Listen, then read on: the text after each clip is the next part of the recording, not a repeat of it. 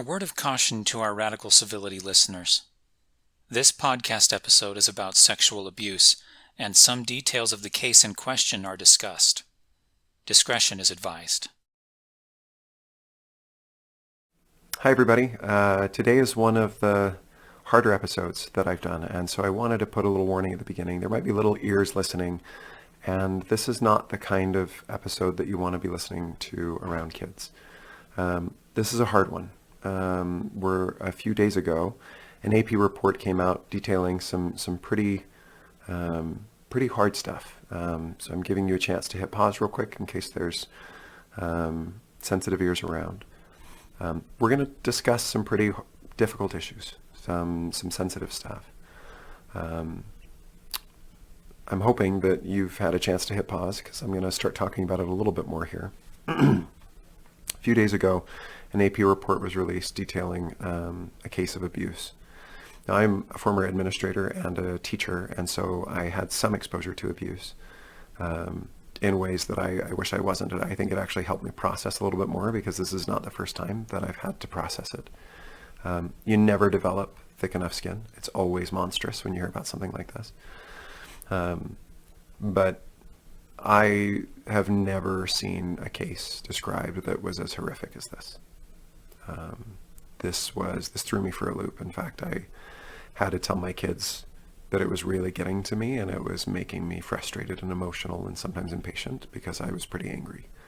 And so I want to start with that. This is heavy stuff. Now, the second thing that I want to say is if you feel like you need to, it might be that it's the right thing for you to dig into this. I have a friend who, when the Uvalde shooting happened, he felt like the answer for him was that he needed to pray. Now, normally I don't like it when people say thoughts and prayers because it's kind of a cheap cop-out. I think this friend's prayer is exactly the kind that is right, where he offered his soul kind of to God and said, how can I make the world better? How can I, what can I do in my sphere? How can I fix things? I think that what he told me was that after that prayer, he felt like one of the things he needed to do was move on back to his family because he still has kids and they still need him. I've been digging into this issue for a few days, and I had to apologize to my kids for losing patience and being frustrated and being emotional because of this story. And so it may be that you feel like you need to dig in a lot like I did, and it may be that you feel like you don't need to dig in and that this isn't the one for you, and that's okay. I think sometimes I worry that we do not have the capacity as human beings we're not wired to deal with the catastrophes of an entire civilization brought to us in real time with graphic depictions. I am concerned that there's an emotional overload that happens where we just don't know how to deal with it. And I think, in my case, I was able to pull it off, but I'm not sure that I can on every issue and on every catastrophe. And there's a point at which I feel like I need to move on. And so I've got an episode or two on this and something else I need to write, but I'm already starting to feel like it's time for me to move on because it's that heavy. Let me just say a couple of words of framing here. So first, I waited deliberately to release this episode. I wanted to give it a few days so that people could process. This is a heavy story. My goal in this is not to defend the church. If it was, my best instinct is that the best way to defend the church is to not try to defend the church. And what I mean by that is there's always a tendency or a desire to circle the wagons on one side or on the other side to attack the church. And actually, I think both of those are operating in service. You're taking somebody's tragedy and using it as a weapon in a broader narrative. To justify your own feelings, to justify your own antipathy toward the church or your own feelings of, warmth toward the church. My goal isn't to do either one of those today. My goal is to have a hard conversation well. When I got into this, when I started doing this podcasting stuff, the goal was to have hard conversations well. And so I'm talking to Jennifer Roach. I'm also a faithful member of the Church of Jesus Christ of Latter-day Saints. I love my church. You're going to feel that come through sometimes. I still love my church, and that's not something that I'm willing to apologize for. So if you're angry at the church, or if you don't agree with, policy or whatever else, that's okay. Like, we can be friends. We don't need to agree on everything. I don't think I'm how do I say this? I'm smart enough to know that I can't hide my bias. That's a good way to say it. At the same time, I'm also trying to be objective about this and trying to look at it as best I can. Now, that's one other thing that I should say real quick. One of the things that I learned is a defense mechanism for me is that when something really hard happens, I think about how we can fix policy, because policy is something that can help people. And when I think about the tragedy, I descend lower and lower into some really dark places. And policy is a defense mechanism because I can get out of that and I can turn my attention to something that's a little bit more meaningful. You will notice that that's kind of how I work. And I don't think that's bad. I think that's actually better for me, and I think it's probably better for our general conversation. I don't want anybody thinking that I'm not grieving. I just do it privately. I don't like showing emotion in some kinds of emotion publicly. I don't know that it's useful. And it's too easy to fall temptation to try and show how good of a person I am by showing how upset I am, right? Well, I lost sleep for 7 days. You only lost sleep for 5 days, right? I am, how much sleep I've lost is something that I don't think anybody else needs to know. Suffice it to say that I feel comfortable saying that this hit me pretty hard. Now, one last thought. There are going to be people who don't like this, and that's fine. I'm pretty over that. I think having hard conversations well means that people are going to not like what I have to say sometimes. I'm still going to try my best. 2 thoughts on this. First, if you hate what I'm doing, please feel free to share so that more people listen. I'll be really disappointed if this goes everywhere and you share about it and tweet it and talk about how awful it is so more people listen. But in a more serious sense, when I was a teacher, a student called me racist. That happens not infrequently to white teachers at the schools that I worked at. And the first time it just destroyed me, bowled me over and rocked my world. And I, went through a week of soul searching. Am I racist? Is this the kind of person I actually am? Like, what the heck? And a friend of mine came in and kind of said, hey, something's weird. You okay? And I told him the story, and he just kind of laughed. He said, yeah, after about the 10th time, it's not going to bother you anymore. And it was funny because he's an African American, right? Like, it just wasn't. He was like, yeah, water off a duck's back, man. Don't worry about it. And I was like, well, but it is something to worry about. And I've arrived at a good place where I'm not really worried about being called racist, but I am actually pretty worried about being racist. Let me put that a little bit differently. I'm not actually worried at all about being dragged through the mud on Twitter. I am quite worried about being wrong on things or being a bad person. And so if somebody says something stupid to me on Twitter about how awful I am, that's pretty easy to shrug off. If somebody says that I'm wrong and I see it and it changes me, look, I feel like that's only a good outcome because I can learn from it and I can be better. So I hope that this is useful for some folks. This is one other thing I should say. This is not an episode on what to do if you're feeling upset. What do you do about your relationship with the church? Maybe we'll do that another day. I do think that's a valuable conversation to have. I don't think it's the first conversation to have, though. I think the first conversation is what happened? What can we learn from it? What policies work? What policies don't work? What are the things to think through? And what do you do if you want to keep kids safe? And how is the church doing generally? What information do we have on that? Not because I want to pat myself on the back for the church, and not because I want to pat or put other people down, but because I think if we don't look at what is working, then more people stand to suffer. And I actually do feel pretty strongly about that. If there are things we can learn from other organizations, we should. And if there are things that other organizations can learn from us, then they should too. And I would imagine, just being neutral, that there's some blend of both. So everybody comes to this with biases, and I certainly am no exception. But if you're still upset and angry, that's okay. Like, I'm a faithful member of the church, and this is going to be that perspective. But it doesn't cost me anything to say that in this case, something went really wrong. There was a pretty big failure. And I want to do everything I can to see that it never, ever happens again. So with that, I'm going to stop with preamble. Jennifer Roach is awesome. I think you're going to enjoy this interview. I learned a lot. I asked a lot of questions. I also think that I illustrate just how uninformed I am about a lot of things. So with any luck, this will be useful and beneficial for you. With that, here's Jennifer Roach and me talking about a recent article by the AP about sexual abuse. Yeah, we'll go from there.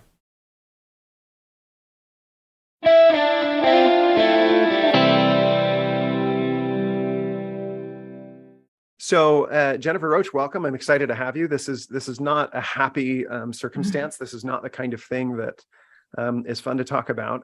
I want to be explicit right here at the beginning and just say a couple of words of. I want people to know that there's a quote. I think I actually heard it from you. A professor said, you'd have to be a fool to talk about it, but a coward not to. Yeah. And the whole point of the radical civility, to the extent that we have a podcast, is that we want to try and talk about the hard issues well. And over again, I have found that we take flack. Over and over again, I also find that people would rather listen to somebody who's trying and trying to get informed, where we can add a little light.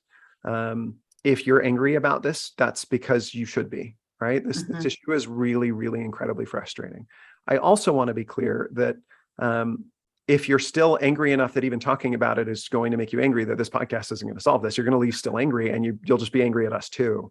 And there's I'm still angry. Right. And I have processed this and processed it. I've been thinking about it for a day and a half since I first heard. But I also think that there's a point at which, and this is for me as much as anyone else, I think that this is probably my peak here. And then I need to move on and think about other things deliberately, because I've got kids that I got to raise, and there's other things that I need to get into. If I'm in that really angry place, it doesn't matter who I'm talking to, I'm just going to be really angry. Yeah. And so I hope that this is something that is useful for people who are going through stuff.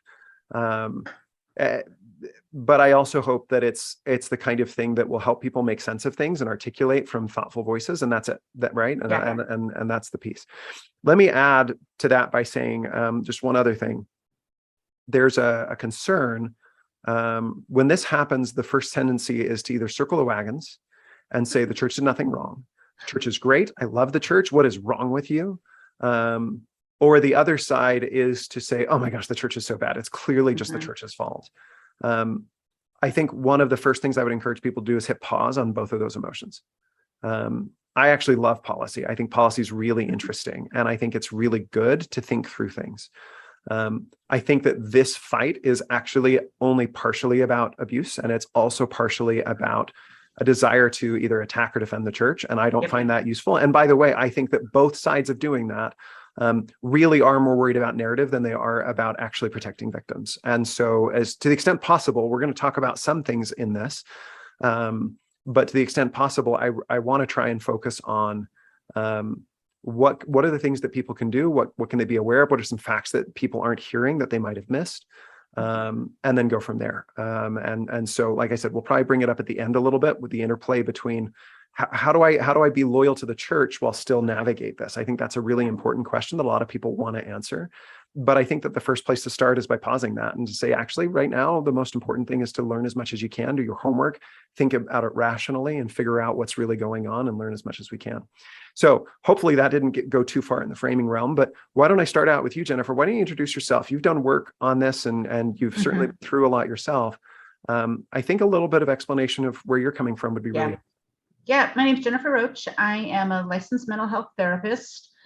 I'm licensed in Washington, Idaho, and Utah. I see lots of clients who are members of the church, as well as other kinds of clients. My particular interest in this issue is I grew up outside of the LDS church, grew up in a Baptist church in California, where I was sexually abused by one of my pastors. Turns out there's about a dozen of us who were at that church. I sued that church and won.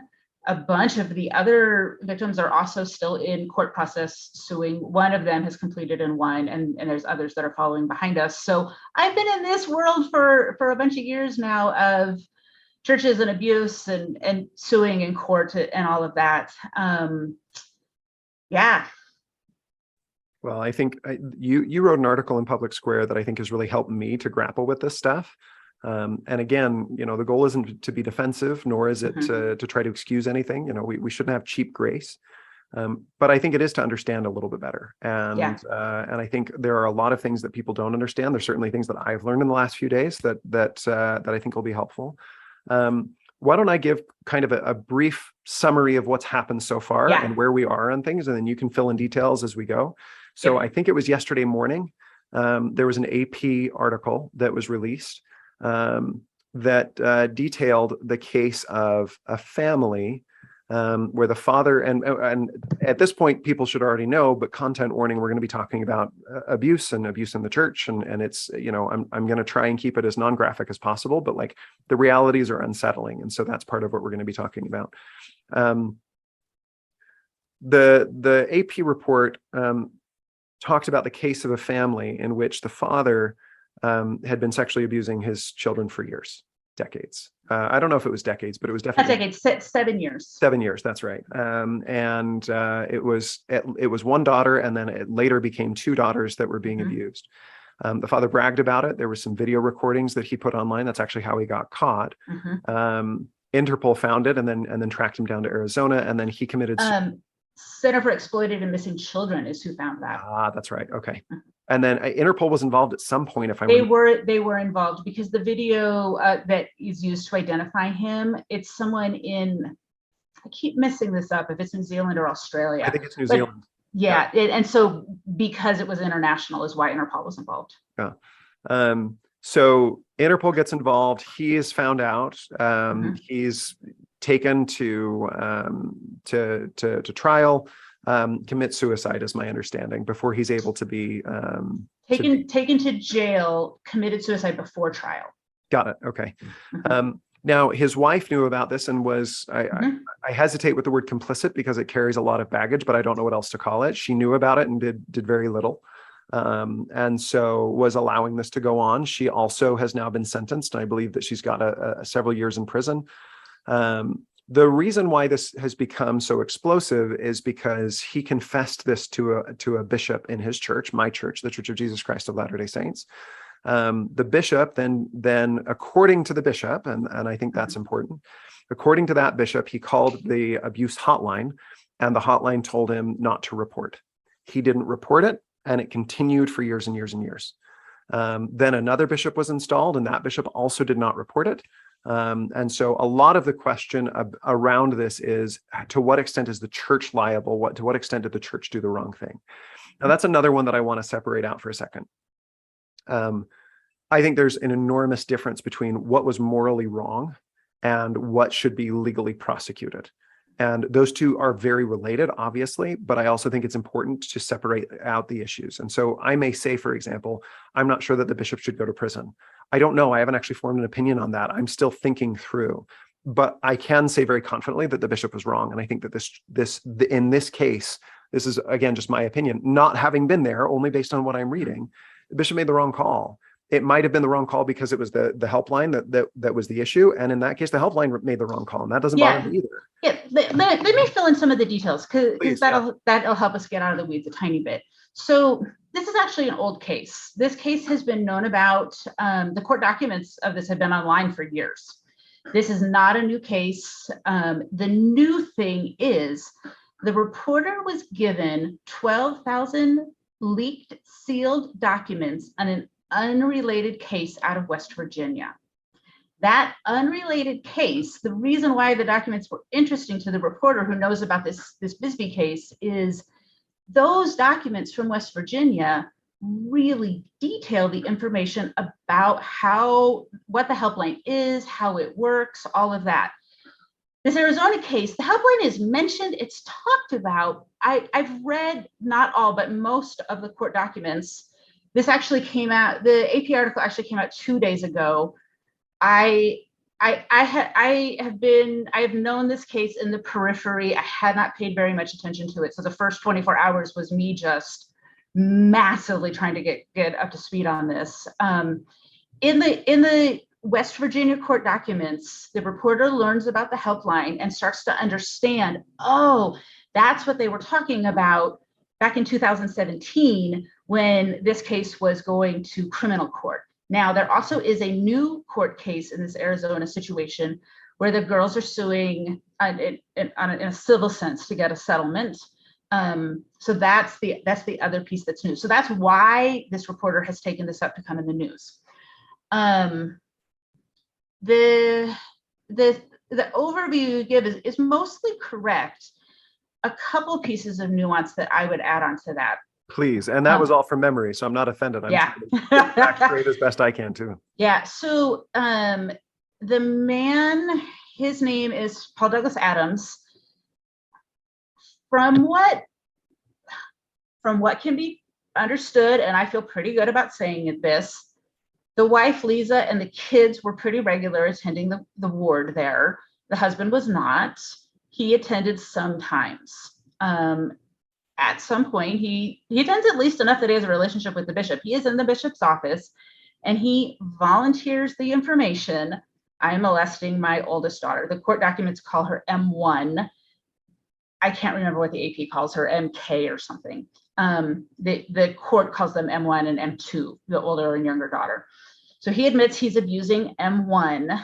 The bishop pulls his wife into that meeting, basically to say, like, do you know this is going on? You know, like, what's the scenario here? Here's what has not been as well publicized about the wife, and it matters here. She is significantly and severely mentally ill. She's well on the autism spectrum. There's testimony from her family members confirming this. She is said by her own family members to have no emotional reactions to anything. So seeing her child born gets the same emotional reaction as seeing her child get molested in her world, right? She also comes with a trauma background. She herself was sexually abused. From what anyone can tell, that has never been dealt with. In the court records, they interview her therapist, who provides most of this information. Therapist says, I spent months with her, really thinking I was treating some depression and anxiety, a little bit of lack of social skills, kind of bread and butter what we do in therapy every single day. She says it took months in to realize there is something much more comprehensive going on with this woman, and they start down the process of getting a proper diagnosis for her, which ends up being autism, as well as some other things. One of the characteristics, this is not true of every person with autism by any means, or every mentally ill person, but one of the characteristics of her version of that is that she organizes the world through rules. So mom makes a whole bunch of family rules that are intended to control this situation, which is that dad is out of control sexually. He's masturbating in the living room in front of the children while the family's watching television, right? Like, he is absolutely out of control. And mom's way of dealing with this is to say, okay, new family rule, M1 can't sit on his lap. At this point, she's the only girl in the family. It's her and then 4 boys and then another daughter eventually. And so mom says M1 cannot sit on his lap, which, I mean, that alone, most of us who are parents hear that and go, that if you have to make a rule that your child can't sit on her dad's lap because of what might happen, so something else is needed here. But in her mind, not that she's not responsible for her choices, she is, but in her mind, this solved the problem. So she makes a whole bunch of rules. Dad does not keep any of them. And it's pretty clear in the court documents that mom knows he doesn't keep any of it. There's a 9.5-minute video that is so horrific, they wouldn't play it in court. They only play it for the judge. And it's a video of the father in M1, and he's raping her, and there's other children in the room. You can hear them. They're laughing and playing. This is just going on as a normal part of family life for them, right? So when he and his wife are sitting in front of the bishop, the meaning I am making from my understanding of that meeting is mom is saying, yes, I'm aware of this. Yeah, it is taken care of. We have laid down these rules. We have changed everything. It was a problem. It's not a problem, right? And in her mind, even though she knows the abuse is going on, that made sense. I'm not excusing her. That's not how a normal adult thinks, but that's how she was thinking. No, and I'm not taking, how do I say this? I think it's good to see through her perspective, even though I think that she is still morally responsible. She's still liable. She's sentenced to 2 years in jail. She has actually already served that time and is out. Her children, she has no custody. She has no access to her children, which is the right call to. The court decides that before her sentencing. So Bishop procedurally, if I'm hearing you right, that's a separate discussion as compared to that's different from sentencing. There is discussion of it in the pre-sentencing document. You can find it online. It's 250 pages. I do not recommend that you read it if you are triggered easily. I am a very well-evolved adult. I deal with my triggers all the time, and I was floored by reading this document. So like I needed a minute, more than a minute, to be honest. It doesn't make any sense to normal adults, and it shouldn't. So, but here chronologically, that's what they present to Bishop 1. So when Bishop 1 calls the helpline, it's much closer to, this has been happening in this family. I've met with mom and dad. Dad confessed it. Mom says it's taken care of. It is not an ongoing situation.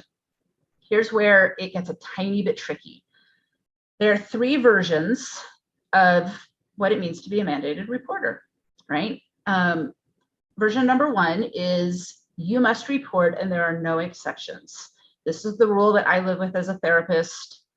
I've reported on lots and lots and lots and lots of people over the course of my career. I have no choice, right? And so it's actually really nice for me because the choice is taken away from me. Here's the issue. I mean, I was a school teacher, and it was the same thing where it's same thing. It's very nice. Yep. Like I don't have to worry about it. And also part of what my job is to not investigate.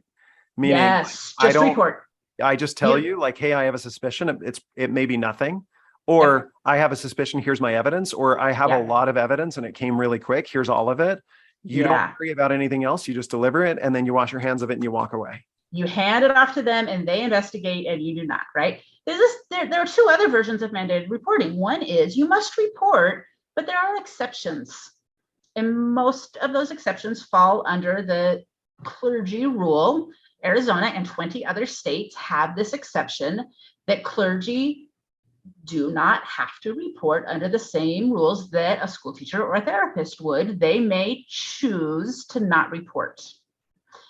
That is controversial. In my opinion, it would be helpful if that law changed. Version 3 of mandated reporting actually says you must not report.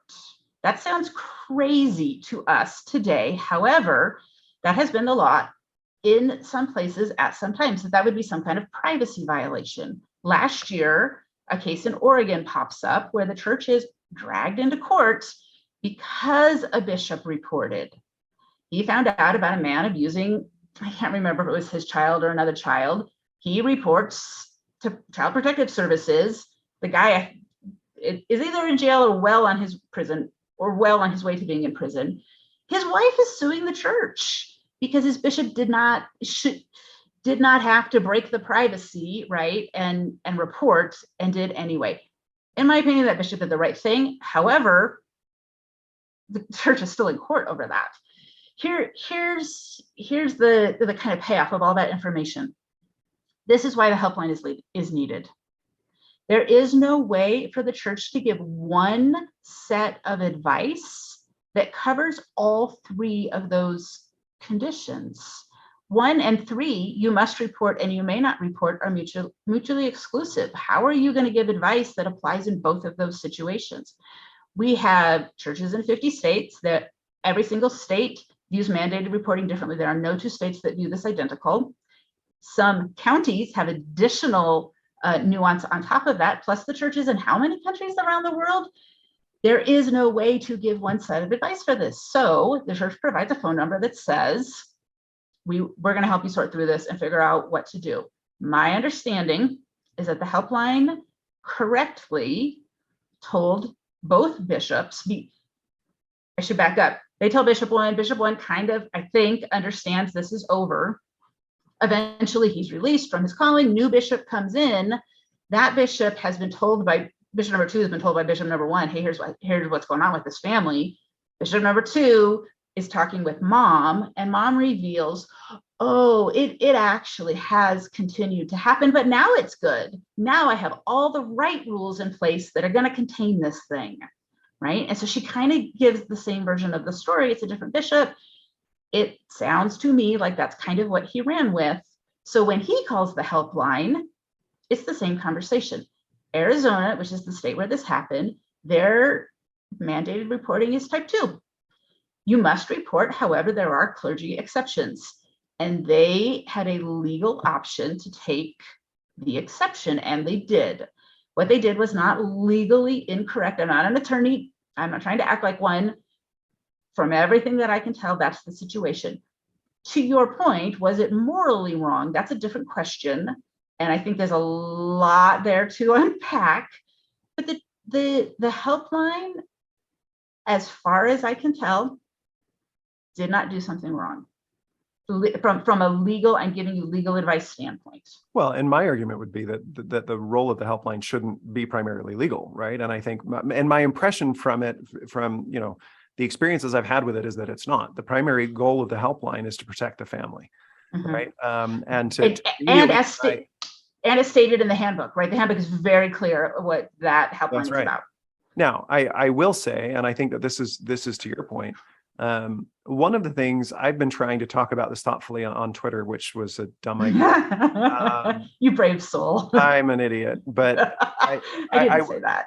No, I will. One of the things that I've had a hard time helping people understand is there is no such thing as a solution. There's only a trade-off. And that's an old policy maxim. We say it a lot, right? If you want to increase the minimum wage, then understand that you're going to have higher unemployment, right? And you can argue about that, but like the point of that is not to say that there aren't improvements to be made. There are, and we should pursue those, but understand that there are downsides to most of the things that you think are a silver bullet. And in this case, Christopher Cunningham a friend of mine wrote a piece where he talks about, as soon as you make it legally required for everybody to report, fewer people come in and confess. And there's good research to back that up. And I mean, it makes sense, right? If you and my experience with schools was, we had families who were abusive, and they didn't trust the school, and they didn't want to talk to us. And when they did, they would try and talk through the phone, or they would use an email and just not come in. And like, that's all that happens. And then there's very little that we can do. And we will report to CPS, and CPS doesn't have enough evidence. The tragedy that I think people are not understanding is not, I didn't call the police when I should have. It's, I called the police didn't have enough evidence, and nothing happened. Yeah. And that has been my experience a lot more often, or CPS, right? And it's not, I'm not, again, I think even if it's on accident, if the helpline's purpose ends up being more legalistic than it is about trying to protect that child, I think that is a problem. That hasn't been my experience with it. Let me offer one thought there. Because calls coming into that line potentially have to do with crimes, it absolutely must be attorneys answering the phone, not social workers, not therapists. And so I'm a classically trained therapist, meaning my lane is like how to help people understand their emotions and their relationships. I have zero training in forensics or in how to collect evidence, right? If you at all remember the McMartin preschool case out of California, do you know this case? McMartin preschool case is the classic case that all therapists and social workers had drilled into our heads from day one, which is this. These children at a preschool, a home preschool in California, were interviewed not by police, not by attorneys, not by people who understand how to forensically collect evidence, but by social workers.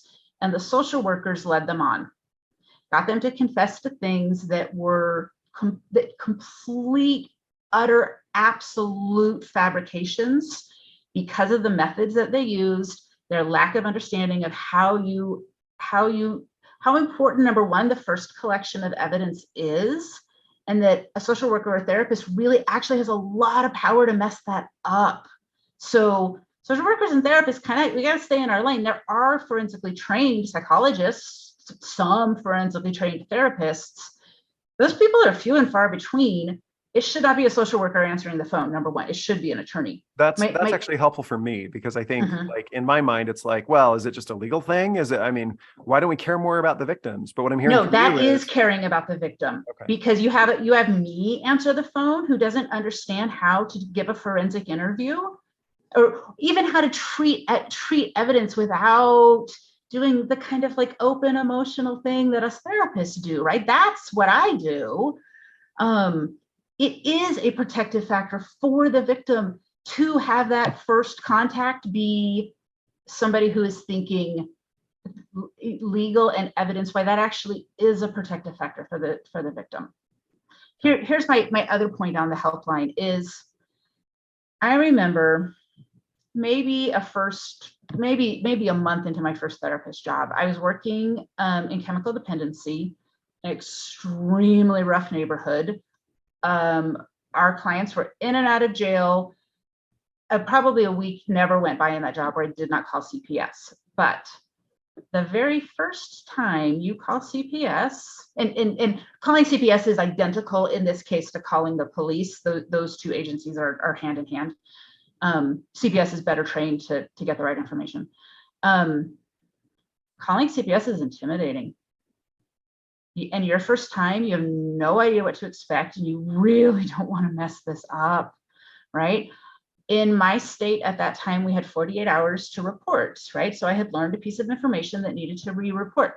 I talked with my supervisor, I talked with a consult group, I talked with the attorney of the agency where I was working. I took every single one of those 48 hours to prepare to make a CPS call. How in the world, I was a trained therapist by then, how in the world is your average bishop, who's probably what, a general contractor, a school teacher, of an administrator of some sort? I think this one was a physician, so he's got some level of training, but it's still this kind of thing where I remember the first time I called CPS and I was terrified. Yeah. And the other side of this, and I do not always have kind words to say about CPS, and that's something I need to figure that out on my own. But part of the reason for that is because me trying to extend grace here. Okay. I had a teacher call, when I was an administrator, over something that, if I can be honest, I mean, CPS was like laughed at. Like, and I don't mean that lightly. They should have laughed at it. It was a silly thing to call for, like they did, because when you amp this up, it's type 1, type 2 error, and when you call over everything, and so I say that to say, whatever the helpline is, you're going to have a certain amount of, okay, this sounds like it's probably not a big deal, when it still is. And you're also going to have CPS going out, like, this is the statistics of it, and it's not easy. And again, none of that is to excuse either the helpline if they got it wrong. Let me add one other thought, and you can tell me if I'm off base on this. You know, it's really easy to throw out, Monday morning quarterbacking and say, well, I mean, hindsight is 2020. Well, there was a lot of evidence in this one. I mean, this was an overwhelming. But a friend of mine just said in passing, I want you to know, there are bishops out there who've been bishops of murderers and had no idea. Yeah. And always after the fact, it's so obvious. How did I miss it? How could I not have known? Yeah. And I'm talking about ongoing stuff, right? Like the kind of stuff that is not news. I think that the bishop made the wrong call. And I think we need structures in place that fix that. And I'm very, very open to that. Yeah, I agree. I also think that you very quickly get to a point where bishops will not serve as bishops because it's too terrifying a job. And it's already heavy. It's already a lot of work. And when you realize, like, it's one of those where you make a mistake and now people suffer for it in a really, really serious way. I think, and I will say my own opinion is that I think the helpline does an immense amount of good as compared to the bad. From everything that I've heard, I'm very comfortable with that they might have gotten this one wrong, and that it was a tragedy because of it. And I'm good with that. That doesn't cost me anything to say. Yep.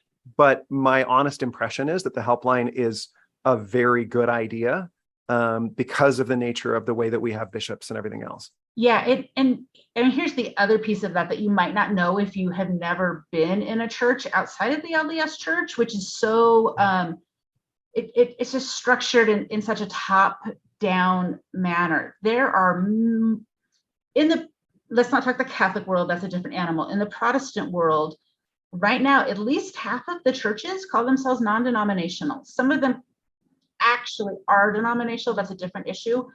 But what a non-denominational church means is they don't belong to any group that gives them oversight. So pastor of that church does not have anyone to call. Hopefully they certainly have an insurance policy, and their insurance policy is going to give them some advice. Maybe he's got an attorney on speed dial, but there's no check to say to this guy, like, hey, you might be too close to this situation to know what to do. Because the temptation has been, I mean, this is what played out in my story was, oh, but that guy couldn't have abused. He's so great. We all love him. He's been in this church forever. He's a pillar. I'm not making that phone call, right? So the fact that this has somewhat been taken out of the hands of bishops and drilled into them, you need to call the helpline, a very protective factor, which protects from the kind of celebrity culture groupthink that churches who are independent, non-denominational can get into, where there is never an outside eye looking. I was thinking when I was hearing about this, that one way that you could, if your only goal is to legally protect, it's actually pretty easy. You just break the church into independent little, organizations. You say, oh, the church doesn't have a problem, but that stake has a problem. It's that almost stake, right. And now it's like, you even hear about this where it's like, oh no, the real rotten group was this public school over here that had the issue, right. Or this district had the issue. But all you're doing is shifting the blame, right? All you're really doing is moving the problem around in a shell game where, and this is part of what's hard too. It's very hard to compare numbers. I have no idea what, and even in public schools, which was my bailiwick, I've tried to look up numbers for a long time, and they're estimates and they range really, really highly. But what I can tell you is that, well, anyway, I was gonna go down a different path. Can I pick that path up a tiny bit? Sure, yeah. So that's what everybody wants to know, right? I've gotten 50 versions of this question. How are we doing compared to other people, maybe, or just how are we doing? Is it getting better? Is it getting worse? And the sad reality is there's no way to know, and here's why. Child USA has a statistic that they work in statute of limitation reform on this issue, and their work says, well, I'll ask you, if someone was abused in childhood or adolescence, what is the average age that you think they report? For the first time, the very first time they say something. That's interesting. The average age? I'm trying to see, I know it's a trick question, so I'm trying to be sneaky and think through it enough. I'm trying to decide whether they wait a long time because they're scared, and so it's 20 or 30, or if it's when they're really young and people don't believe them, and so it's when they're 5 or 6. Those are 2 guesses. The average age of a full-fledged conscious, I want to report this abuse that happened to me, is 51. So what that means is someone who is being abused today as a 10-year-old, we are not going to know about her abuse for 40 years. Oof. Right? The other piece, your guess was actually kind of close. When children and adolescents disclose abuse, here's how adults think that they're going to do it. They think that this 13-year-old kid is going to make an appointment with them, come and sit down in their office and offer some very coherent sentences that sound like, I need to let you know this is happening in my home and I'm being sexually abused, and this body part went in that body part, and this is what's happening. That is not how children or teenagers report. Child USA, again, this is their statistic. The vast majority of reporting from children and adolescents is by mistake. They say something that's off. Well, and that they don't want to say because they don't want to get in trouble, or they're afraid, or sometimes because they think that it's, or just they say something that they think is normal and it's weird. The classic example of this is a girl who mentions, I think to a school teacher, something about her dad knowing all about her underwear. And the teacher was like, I got kids. I couldn't tell you what underwear my 11-year-old daughter wears. Like that, like we've gotten to an age where that's weird. Yeah. And so the teacher picks it up and starts to ask some questions. The girl at that moment did not realize she was starting down the road to reveal her sexual abuse, but she was. Yeah. Adults, adults are stupid. We think that kids and adolescents are like us, and that they're going to report in these really just like straightforward ways. And so a kid says something like that and we miss it. Kids and adolescents actually, this is leaking out of them all the time, and we don't know how to see it. We're just like, weird, move on. If I could give any encouragement to adults in wards and stakes, if you have relationship with children and teenagers and you want to see kids stay safe, one of the most protective things you can do is that when a kid makes a weird comment, follow up on it. Tell me more about that. I absolutely understand why this is hard. If you're a middle-aged man bishop and you've got 7th grade Sally in your office doing her regular youth interview and she says something weird, I get it.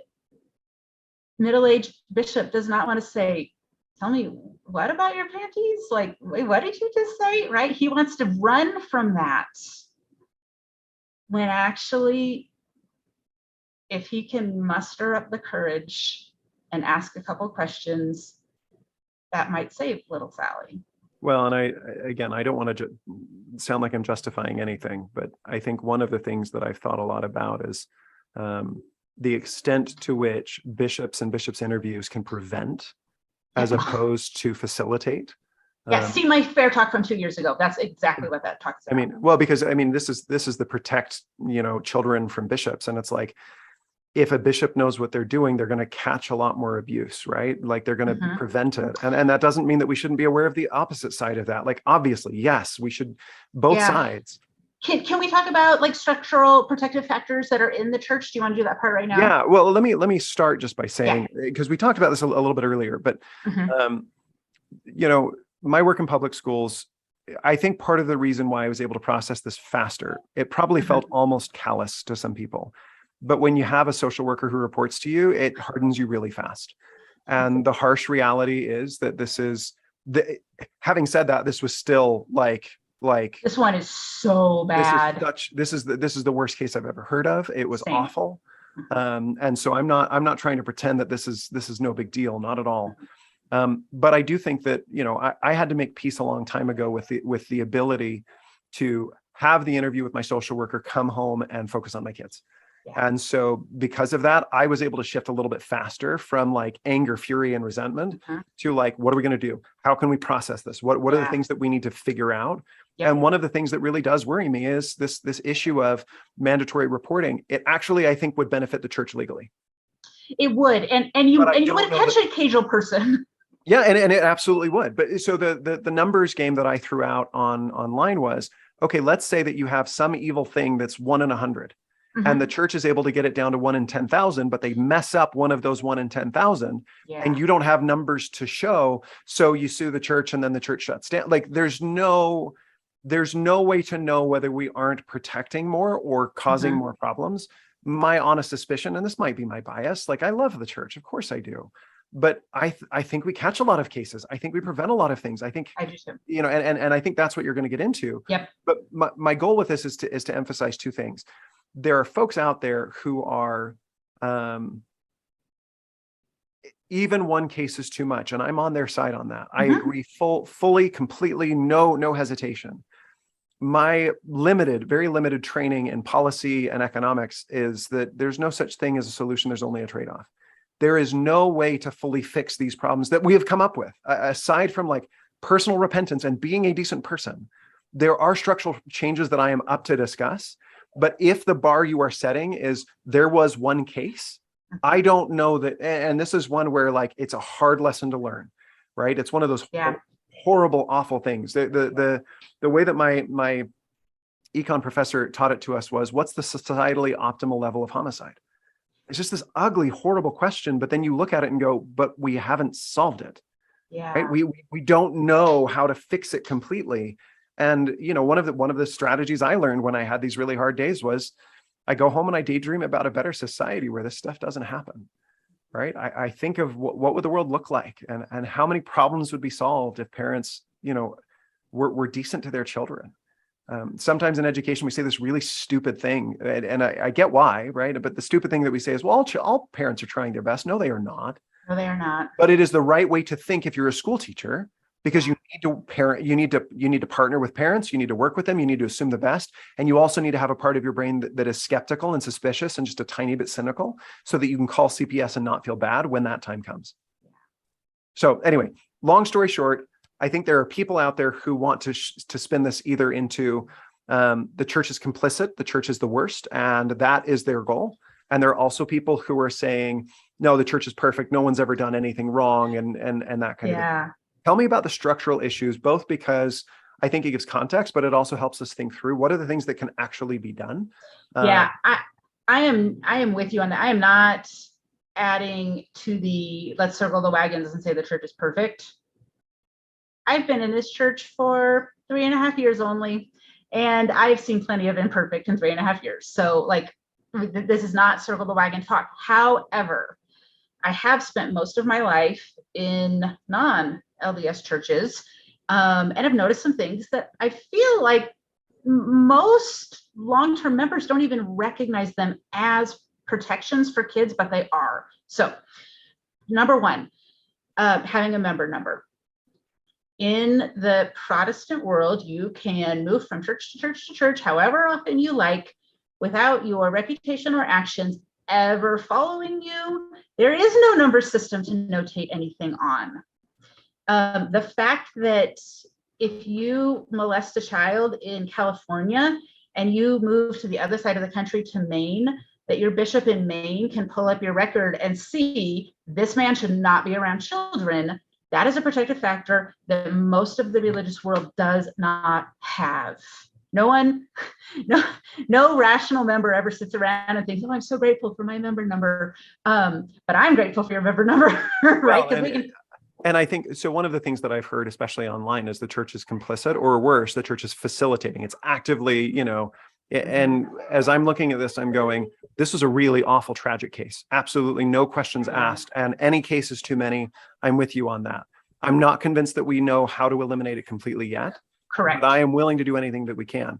That is very different from, even the simple, another one, even the fact that bishops have to be married, which I've heard people complain about before, right? It's like, well, that's really not fair to our single male members. And it's like, I get it, but as a practical thing, I think that it does protect people. And the other one that comes to my mind is, if you are upset about this, I get that. One of the things that you can do is make sure that you're going too deep at every activity, that you have 2 adults, that you're not driving people home by yourself, not just because I can trust you, but because I also want to be able to, I want to build that norm into the church for when it's not me, for when it's some other person. Let me say something about the 2 deep rule. I like it. Most churches don't staff to that level. It is mostly helpful. But if we're taking an honest look at the things, here's the other piece that you have to understand. Do you know the Larry Nassar case? Yeah. He's the physician. He's a physician. Yeah, he's a physician for the U.S. Olympic women's gymnastic team. And he abuses these young athletes long time, a decade and a half, I think. The girls themselves say one of the most horrific forms of that abuse, not because it was the longest or because it was the hardest to endure, but because it was the most humiliating, which is he still abused those girls when their parents were in the room. Can you imagine what kind of mind game that is for a young victim whose abuser is doing something to her while her parents are in the room? That says, nobody cares about you. I do what I want to you. So the 2 deep rule is fantastic 99.99% of the time until you get them brazen kind of abuser who says, you think this church cares about you? I'll abuse you on church property. So another feature in our church that acts as a protective device is the entire calling system. So in a normal, in a Protestant church, how the youth and children departments get volunteers is by requesting a broad ask of the entire church who would like to volunteer. The third graders need a teacher. Raise your hand or sign this clipboard if you want to help. Most of them these days have rules that say, you've got to have been attending or been a member or something for like 6 months. Let us get to know you before you volunteer. It used to not be that way. So this is an improvement. However, an abuser can wait out 6 months. And in fact, they'll spend those 6 months building up all kinds of collateral with other people. They're charming, they're manipulative, they're grooming the entire church while they're waiting. They don't care. But then they can just raise their hand and say, I'll teach the third graders. In our church, you might want to teach the third graders, but unless you get that calling, maybe I haven't been in that many wards. Maybe somewhere there are people who are like, no, I demand to be in primary. But it doesn't seem to work that way. The fact that would that be a red flag anyway? Right? Who wants to be a primary worker? Right, except for, right, whatever. Right. The fact that in a regular church, an abuser can show up and 6 months later be given full access to the children, compared to if you're an abuser in our church and you're looking for someone to groom, you might wait years. You might have, your calling might be assistant librarian.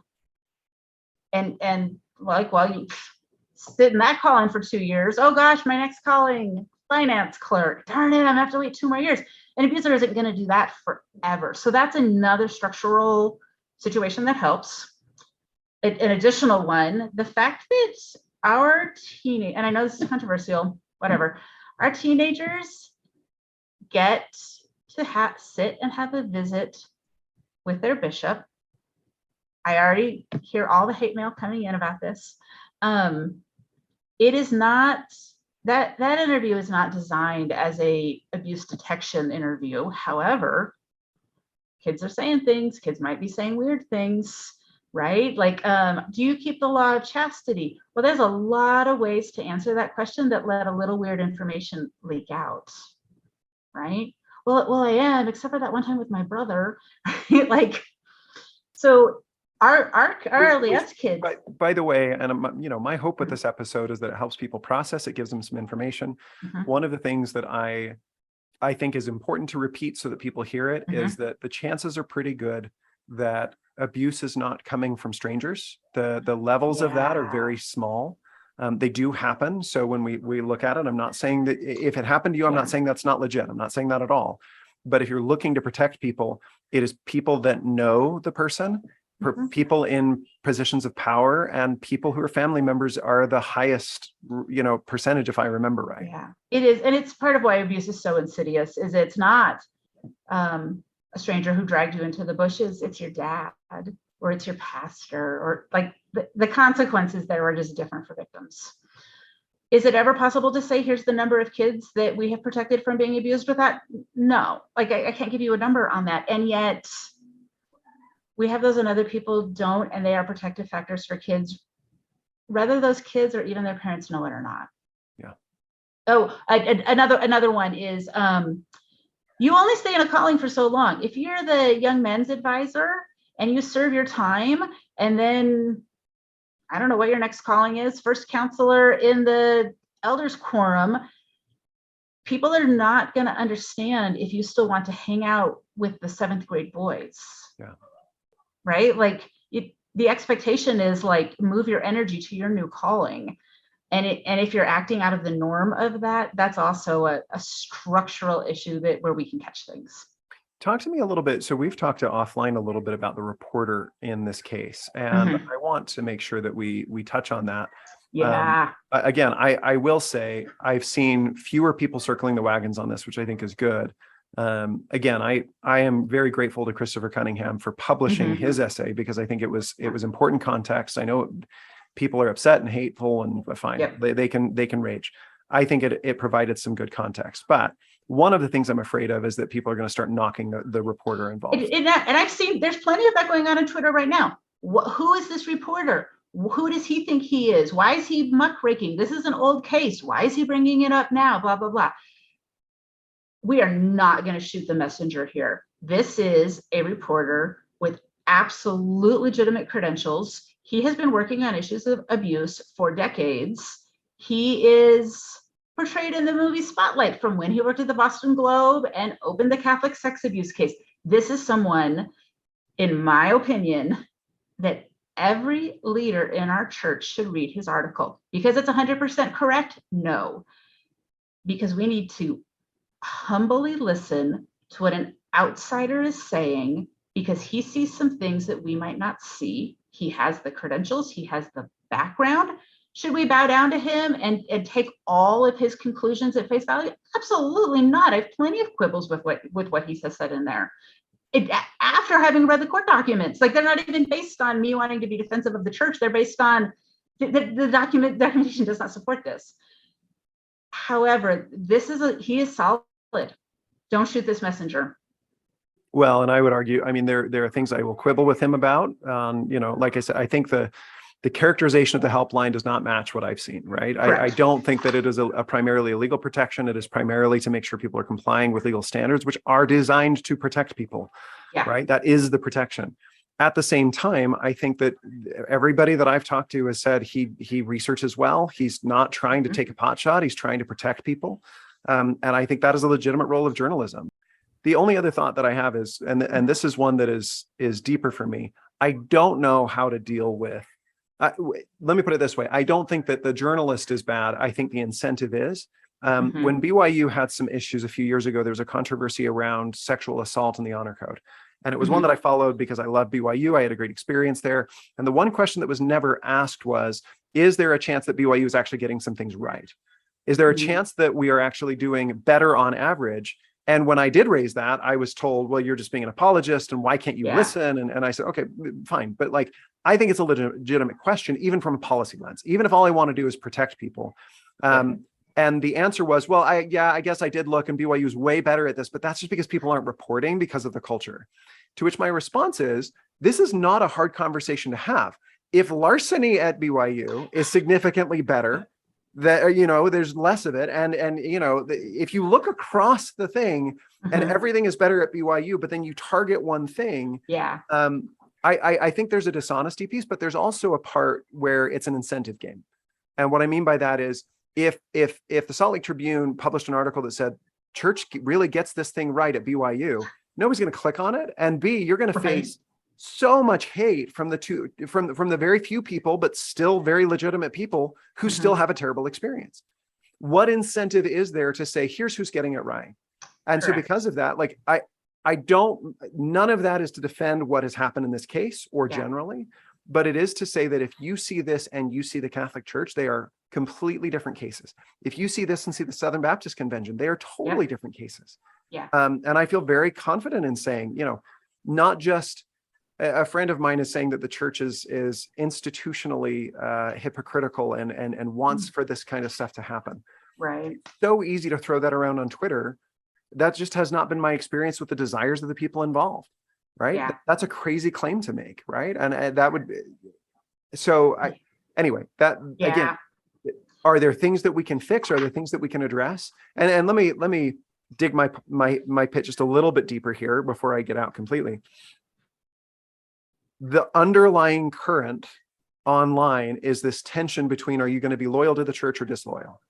To which my answer is, I don't know how to turn the loyalty switch off in my head. And I don't mean that in terms of towards the church. I mean that Jonathan Haidt talks about the 5 moral foundations, right? All of us are worried about care versus harm. That's compassion. That's how we think of it. All of us have some extent to which we have loyalty and authority. If I came to you and said the Democratic Party had, a sexual abuse scandal, it is normal for someone who worked at the Democratic Party to have feelings of angst or frustration or like, hey, those are my people, it must not be true. accusing and attacking when that is the case, saying that's despicable. How dare you even worry? Look, that's a human thing.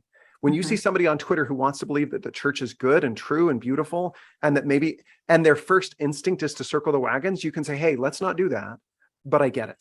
And I get where you would want to come from on this. And I think it's A, it's a lot more helpful. It's more persuasive. B, it doesn't tribalize this thing and polarize it, because what I want is for an average church member to think, what can I do to prevent this in the future? How can I make sure that this is less the case, right? Everything else in my mind is a lot more secondary, but that doesn't happen if it feels us versus them, good versus bad. So there's this old saying, newspapers write the first draft of history, right? And so this reporter, it's Michael Resendez, he is excellent, and he's given us a solid first draft to work with. Does that mean he gets the final word? No, he doesn't. Does it mean he understands everything? No, he doesn't. However, how could he possibly be expected to? We're weird. Our church is weird. There's many details in there where it doesn't take very much of a critical eye to go, that's not how that works, right? How the job of people like you and me and lots of these other groups that are responding to this story is to say, okay, we've got this great first draft. What's the actual like nuance and context that needs to be added so that all of us who are trying to be the adults in the room actually make things better on this issue, instead of just circle the wagons or just hate the church. The quibbles that I have in that article, they are not very many. The biggest one is that he very, very strongly suggests that the church actively covers things up, right? To the degree that people on Twitter read his article and their one sentence summary of it is bishops knew and didn't care, which is not at all what was going on here. Both of these bishops actually were actively trying to intervene in this family's life, trying to offer support and get all these things to change. And when it didn't work, they excommunicated him. No one was sitting on their hands watching, saying, oh gosh, we don't care if kids get abused, let's protect this idiot man. They were trying to work with this family in the ways that they could. Could they have done more? Yeah, they could have. Did they have access to that information? And it wasn't enough. And like, and it wasn't enough. It's awful. And this is the one where I say, okay, somebody got this wrong, deeply, profoundly, like, yeah, 2020 hindsight vision and all of them Monday morning quarterbacking, but this was still a mistake that could have been prevented. M1 in the AP article says, I hate Mormons, they're the worst kinds of people. You know what? She's allowed to say that. And we actually should sit quietly and listen and let her say that. Because from her perspective, that is how she is seeing it. And we made her suffering a tiny bit worse, maybe a lot worse. It is the right thing to do to hear her story. I read the court transcript. What's in the AP article is sanitized compared to what's in the court transcripts, right? Those two girls absolutely will deserve every single cent of whatever settlement comes to them, and I hope it's big, right? Like, I have none of this is to say their suffering doesn't matter, or their suffering should have happened, right? Like, however, we can quibble about, it is not church policy to cover up abuse. It is not church policy to tell bishops to sit on their hands and watch it to happen. And we've seen churches where that is happening, and this is fundamentally different than that. Yeah, so the Southern Baptist list, their secret list came out this last May. The 1 minute backstory on that is abuse advocates, most of whom I'm personal friends with, have been pressuring the Southern Baptist for years to adopt a member number system so that they could do exactly what we're doing, which is keep track of abusers. The Southern Baptist said, we can't do it. That's too big of a job. We have too many churches. We have too many people. We could never keep track of that many moving parts. Impossible. While all along in secret, they were keeping a list. They knew exactly who the abusers were, what churches they attended, what they were doing, where they had moved from, how they traveled around the country. They knew all of it and sat on their hands. That is not what's happening here. the fact that that's the takeaway some people take from this article really is heartbreaking. Well, and there's two sides to that. I love the church. I am a proud missionary for my church. I hope everybody joins it. I think it has salvation and it's beautiful. But there's a much, much more straightforward issue. And that is, if you start to see every one of these cases as equally bad, you're going to miss that there are things that can be done to improve. Let me put it differently. In schools, we have this saying, don't narrate the negative, narrate the positive. So one of the best teacher tricks in the world is just to say, Jenny has her pencil out and is writing, and Bobby has his pencil out and is writing. You're not giving praise. You're not giving rewards. You're literally just narrating the good that is going on. And everybody else goes, oh, we could be doing that. When you narrate the negative, when you put a sign up that says no picking your nose in this class, you're about to have 25 5-year-olds with fingers up their nose. Right? This is part of what I talk about when I mean that the incentive is bad. I'm not blaming journalists. I'm blaming journalism. And bluntly, I'm not even blaming them. I'm blaming capitalism. We are the problem. We don't click on things where it's like, here's a church that's getting it right. And so the incentive, and I think that this is one where I would love to see, what are the recommendations that churches can actually do that protect people? How do we measure the rates? I do think that, it was interesting. Christopher's piece in Public Square mentioned that out of 170,000 people in positions of authority, so bishops, stake presidents, mission presidents, and missionaries, 7 were accused. And that's 7 more than it should be. And it's also again, we don't know what the real numbers are. We don't know if they're lower because those are people in positions of authority. There's so many different aspects of that. And at the same time, the real question to me is not, did this happen? The question is, are there things we can do that can reduce that number? And are some of them already in place? The Southern Baptists here are actually a really interesting proxy for us.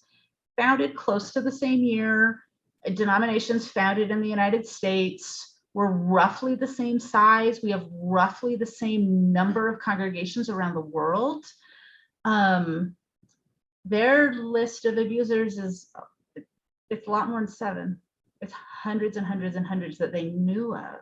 So, well, and to be clear, the 7 I think was in a month span or something like that. So this is apples and oranges, right? And I'm not trying to make the church look good. I also, but I want to make sure that I'm thinking through this well and looking at it as rationally as I can. So the next issue in his article is he really mischaracterizes what that helpline is, what's it about. He doesn't seem to understand bishops are volunteers. They have full-time other jobs. Maybe you get a bishop who's like a therapist from time to time or an attorney from time to time, but most of the time, I don't know. My first bishop, I think he was a general contractor, and my current bishop is a hospital administrator. The fact that they actually need help from a helpline, that's just true. And there's no shame in that. This helpline is existing for the benefit of victims, but the bishops are the ones that are there on the ground and need some guidance on how to do that in compliance with state and local laws, all of that we've already talked about. The third piece is the article says the abuse was 7 years, and it was, but there's no distinction in his article. It makes it sound like he was a member all of those 7 years, and he wasn't. He's a member for 3 years, and then they kick him out, right? He continues to go on abusing after that. By the time the church kicks him out for this abuse. So the bishops watched that, we've done what we can do here. Go and do whatever. I don't know what they say to people when they excommunicate them, but whatever that was what got said to this guy.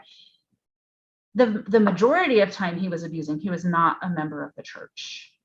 A slight little nuance to that is he worked for Border Patrol and was frequently gone months at a time from his home. The blame the mother is such a tired trope or whatever. But that mom could have moved her kids. She had every resource in the world. She's family who loves her and loves her kids. If she would have gone to this church, to her current bishop and been like, we need help. I need to take these kids into hiding. Are you kidding me? People would have fallen all over themselves to help her. And he was gone. He was out of state. It's not like he's at home holding a gun, although he did hold a gun. It's not like he's at home 100% of the time dominating her every move. Psychologically, yes, but physically, no. And I wish that nuance had been brought out a little bit. I have queasy feelings about throwing mom under the bus, but it is one of the pieces. No, and this is, earlier you were talking about her condition and mental health and all of those things. And in my mind, all of those are valid. And I'm not sure that any of them excuse. And I think, and let me clarify what I mean by that. I'm not saying that mom should get worse punishment. I'm not a lawyer. I don't want to even get into that. I think that she's guilty in a very, very deep sense of some real stuff, no matter what else is going on. What I want to talk about, though, is that as a society, we need to start having conversations about sexual norms and mores. And one of them can be, there are some things that are hard to report. You report them anyway, because it's just that important, right? There are some things that, one of the ones that I struggled with is I remember having to call CPS because I knocked on the door of a home and the parents answered. And there was some very blatant pornography, right, on the TV screen. Yeah. And I didn't think anything of it because I was just, I kind of looked away and didn't worry about it. And then I saw all the kids walking around, right? Yeah. And then I go, okay, that's not okay. Like that's not appropriate. Yep. And the first thing that I was told was, oh, don't be so judgmental. Like that's not. No, that's absolutely reportable. And I was just like, this is crazy. Like this can't. And again, I think that this is one case where our talk about don't be judgmental has actually not served us well at all, right? And instead we could say, I'm not judging the parents, but I am judging the action. If that is going on when I happen to knock on the door and walk by, I think we need to have a conversation that's a little bit more straightforward about like, no, it's not okay to watch pornography in front of your kids. I also think it's okay to say it's not okay to watch pornography. Like, don't do that. But if you want to argue, please not in front of your children. But like this is like, and I think there's evidence that this is a really bad idea. We need to come to grips with the fact that some level of punishment for bad things is good. Some level of shame, that's another one that's a current soapbox of mine. Shame is not always a bad thing. But that fundamentally that there are, it's always a little bit weird to me because everything I've been taught in the church is sexuality is sacred. It's important. There are norms for a reason. They are protective. They are protecting our community as well as individuals. We do this because we care. And then when somebody doesn't live up to that, all of a sudden it's the church's fault. And for good reason in this case. But I just by the end of the 7 years of abuse, the mom, sensitive listeners, I'm so sorry you have to hear this. The mom makes a concession to dad and says, okay, you're allowed to have free and unrestrained sex with M1 as long as you stop abusing M2. Right? And so it gives a little bit of her mom's mental state. Just how broken her way of thinking. Yeah. Now I can sick of my stomach. One last piece I want to touch on that article. Yeah. I've ran this line of thinking past several friends, and wiser people than me are like, it doesn't seem helpful, Jen. And I can't let this one go for some reason. In the article, the father is portrayed as an active member, which may be true in a sense, right? If you're in the Protestant world and you ask somebody like, hey, what church do you go to? Oh, I go to First Church on the corner or whatever. Are you real active there? There's no definition. That just means, do you go a lot? Are you there more than Christmas and Easter, right? That's all that means. And this reporter seems to use the word active in that non-technical kind of way, different than how you and I would understand when we say they're an active, upstanding member of the church. Here's my biggest piece of evidence about why I think this guy was not actually an active member at all. And I don't even actually think that he's endowed or ordained as an elder. When he has his disciplinary council, well, let me ask you, who runs a disciplinary council? Well, it depends on whether they have the Melchizedek priesthood or not. Right? And if they do, it's the stake president. If they do not, it's the bishop. And the bishop runs his disciplinary council to kick him out of the church. Which would imply that, okay. Yep. Right. So that is not a circle the wagons comment. That is not to say, well, gosh, he wasn't even really a true church member. It's just, I think it's a nuance that needs to be added to the understanding of that article. It's not exactly what you're being led to believe. No, I think, well, I wanted to ask you one other question. You talk to me about background checks. One of the things that I hear all the time, and I'm skeptical of this because of, and I'll give my very short version, then you can pile on or disagree with me. Yeah. One of the things I'm always told is, well, the church needs to run background checks, or training is the other one, right? We need to have everybody go through hours and hours of training. Yeah. My doctorate, my dissertation is on trainings and you know, requirements and, you know, praxis tests. And basically what we find is that it's not as predictive as you think. It's not actually as useful. The background check issue that I have is like, look, I have not run the numbers on this, but just looking at the back of the envelope numbers, your public schools are not as safe as people think, right? And I think it's fair to say that your kids are probably a lot safer in church than they are in school. And that's again, I haven't run that. Maybe I'm wrong. I would love to see the numbers, but that's the hard thing is we can't see them. The estimates seem to be really, really nasty. Having said that, though, the reason I raise that issue is everyone in public schools has been background checked. So and there's still a problem. Even if they're comparable, even if religions are a little bit worse than public schools, everybody in public schools is background checked. Yeah. Did that background check actually produce a difference? Well, and I'm guessing that this guy was background checked. So he's a Border Patrol agent. He has a federal background check that has to be renewed annually. He's background checked up and down. So Ben, I want to ask you this question because you and I have already talked about this and you know enough on this issue. But in the last 2 days, I've asked several people, like, okay, you have this dad, Paul Adams. We see a lot about the abuse that he's committing here. We know he's an avid consumer of child pornography before any of these girls are even born. He may have also somehow been a producer of it. There's a comment in the court about that. It's a comment and then it's gone, and I don't know what happens after that. He certainly is involved in this illegal world for a really long time. So the question I've asked to several people is, oh, interesting. When in the timeline do you think that showed up on his background check? And some people are like, well, gosh, maybe not when he was consuming, but probably when he started to produce child porn. I bet that is when like a background check would have come back, you know, showing this. And the truth is he died in jail. On the day he died, he could have gotten a clean background check on that day, because in order to have something show up on your background check, you have to be convicted of something, not just accused, but convicted. And he wasn't. He killed himself before his trial ever started. So Paul Douglas Adams has a clean background check, and he's one of the most perverted child molesters I have ever read about. Well, and I think this goes back to my earlier point. If you're angry and frustrated by this, that one of the things I try and do when something is infuriating to me is look at what is something that I can do with this. And one of the things you can do is realize that the structural things are good. The policies are good. The best protection is going to be being aware, being thoughtful, not leave, talking to your kids. Yeah, some people take that and they say, well, why don't we just do them anyway? What can it hurt? Right.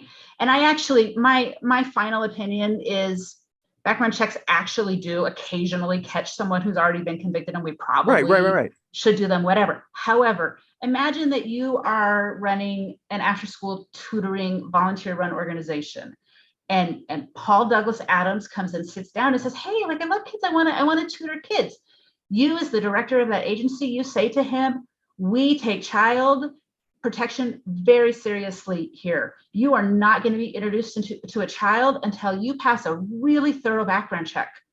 Well, what does Paul Douglas Adams say? Just do it. I'm a Border Patrol agent. Great. I'm Border Patrol. Yeah, right. So one day, director of the tutoring organization gets an email and says, clean background check. And she thinks, hallelujah, I've got another volunteer. I can't wait to get him in with some kids.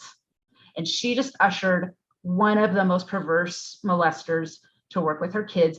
And she did it because she was reassured by the system that is supposed to catch predators that this man was safe, and he is the opposite of safe.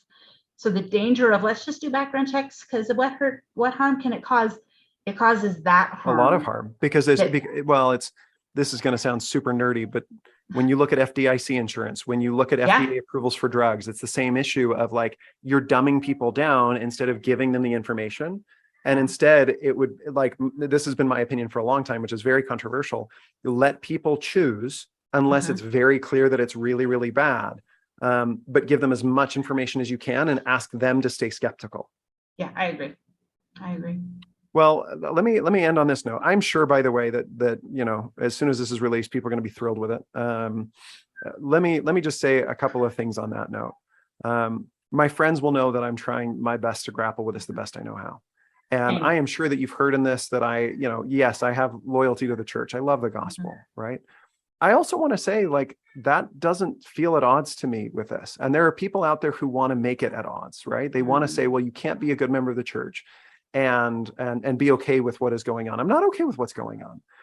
But part of what I feel really strongly about is there are some crimes that are so heinous that we want the guilt to overflow onto other people because one person can't contain the horror. And he's dead. And he's dead. And we feel like, well, that's not enough. No, it isn't enough. And I don't know what to do about that. I'm a big proponent of school choice and homeschooling and a lot of other stuff. And one of the things people will raise is, well, what if kids are being abused? To which my answer is, I suspect they are currently. I don't know what the answer is. I mean, I think it is one of the valid critiques of school choice. I think that the problem goes back to, at the end of the day, the individual is responsible. This is so maddeningly horrific that when we see it, the natural inclination is to say, well, let's let that person must be guilty and that person and we spread it at, I think that one of the things that is important for me to remember is that the person who is primarily guilty here is the man who perpetrated the abuse. It's Paul Douglas Adams. And Paul Douglas Adams, and then the person in second place is his wife, who, again, I think that you bring up that grace is important and we need to look at it with kindness, but kindness can't mean cheap grace. Yeah, and she got 2 years in prison. She has served her time. She's out. Her claim on her children has been severed. She doesn't have custody of her children. Right. Does that fix anything? No, but in the legal reform circle, I have a couple of friends who are really into prosecutorial reform, and one of the things that they say that I really like is like, what's the difference between 200 years in prison and 400 years in prison? Right. And at the end of the day, some of this is because we want to feel better, even though it does not matter to the victim and it does not actually fix things. And that's hard. I'm not making an excuse. These are the things that I grapple with.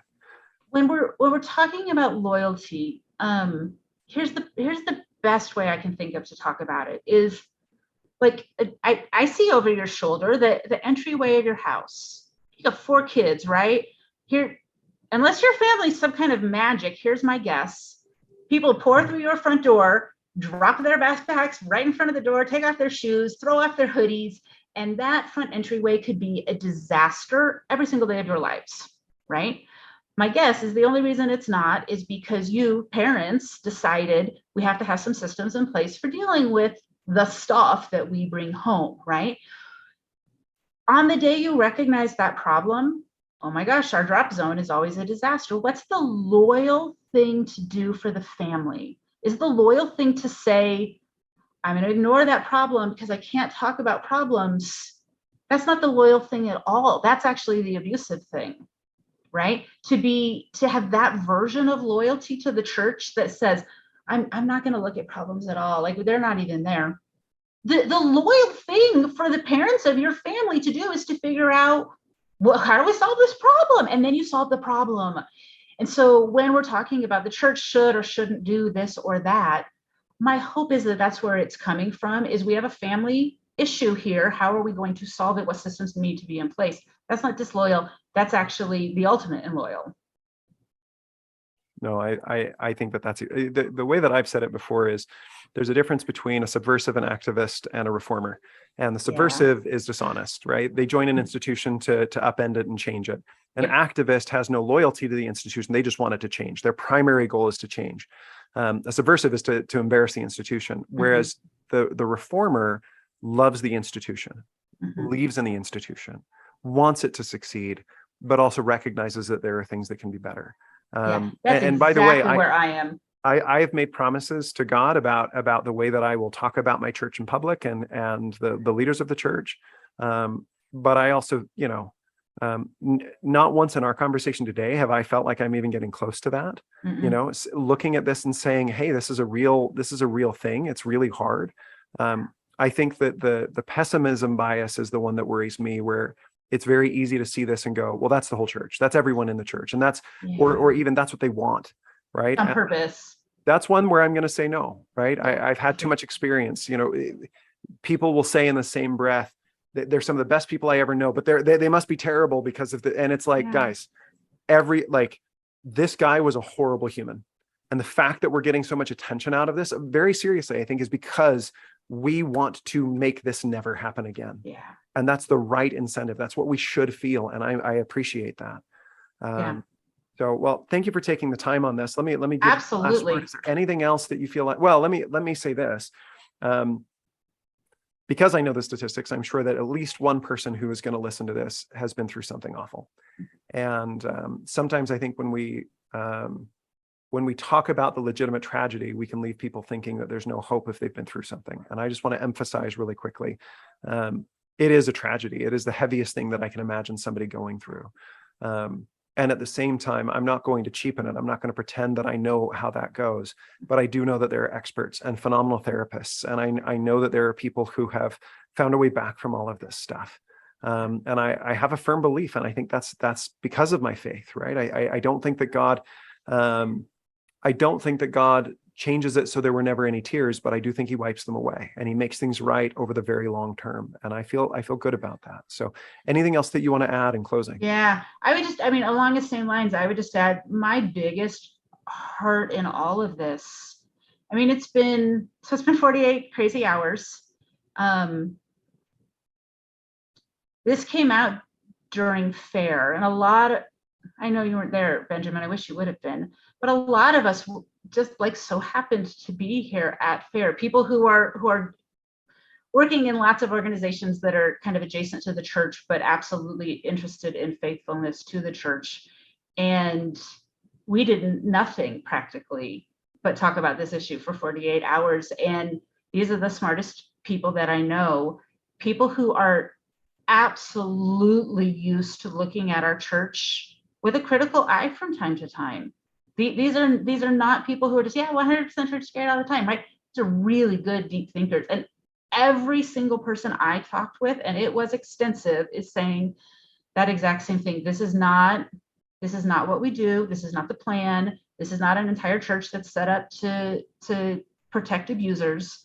My biggest heart is for the tender-hearted member who has seen this story or seen some things on Twitter and is going to sit in church tomorrow morning and say, oh my goodness, do I belong to a church of abusers?